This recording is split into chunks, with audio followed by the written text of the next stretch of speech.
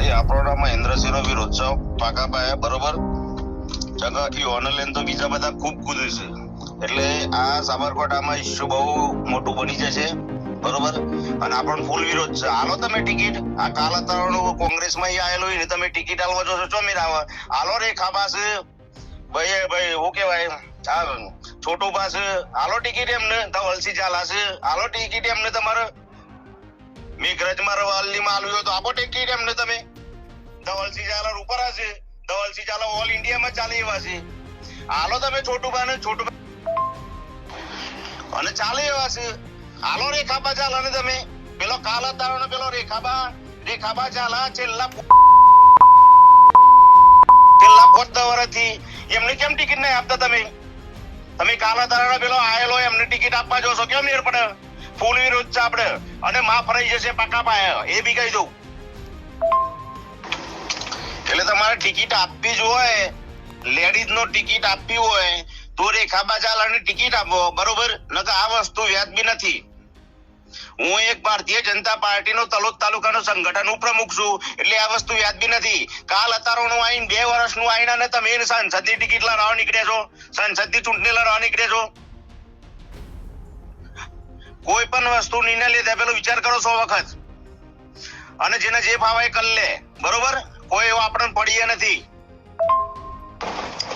આ ટિકિટ તો આલી છે બધી વાત બરોબર છે પણ કોઈ દાડા તાલુકા પંચાયત કે જિલ્લા પંચાયત કે તાલુકા સંગઠન કે કોઈ દાડ છે આ બેન નો કોઈ જગ્યાએ નોમ છે એ તો તપાસ કરો પેલા એમને જો તો ટિકિટ આલી દીધી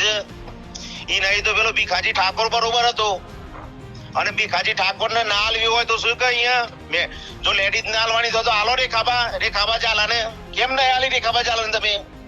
અને રેખાબા ઝાલા ના આલવી હતી તો હાલો તમે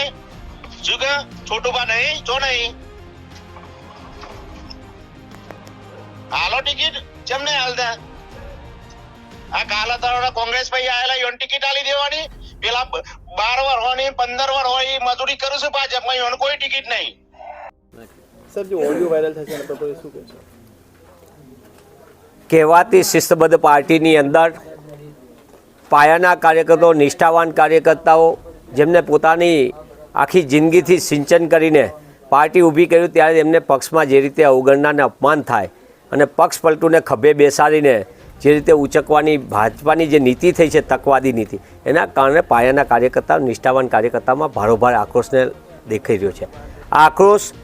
એમનું એટલા માટે છે કે પક્ષ પલટુને તમે ખભે બેસાડો છો અને પાયાના નિષ્ઠાવાન કાર્યકર્તા વર્ષોથી મહેનત કરે છે એના પરસેવાની કોઈ કિંમત પાર્ટી ગણતી નથી ને એ અવગણનાનો આક્રોશ જુદા જુદા ઓડિયોના રૂપમાં જુદા જુદા ગ્રુપોમાં આવે છે. એ માત્ર અરવલ્લી સાબરકાંઠા પૂરતું નથી, વડોદરાની અંદર પણ પોસ્ટર યુદ્ધ થયું. એ જ રીતે તમે જોયું હશે કે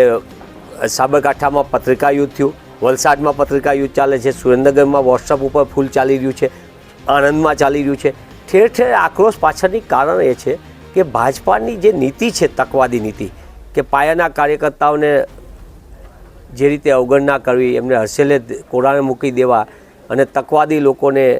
ભ્રષ્ટાચારી લોકોને આગળ કરવા આ પક્ષ પલટુઓની જે કારણે પાયાનો કાર્યકર્તા આક્રોશ અનુભવે એ સ્વાભાવિક છે અને એના ભાગરૂપે જ આવા ઓડિયો આવી રહ્યો છે. આ કહેવાતી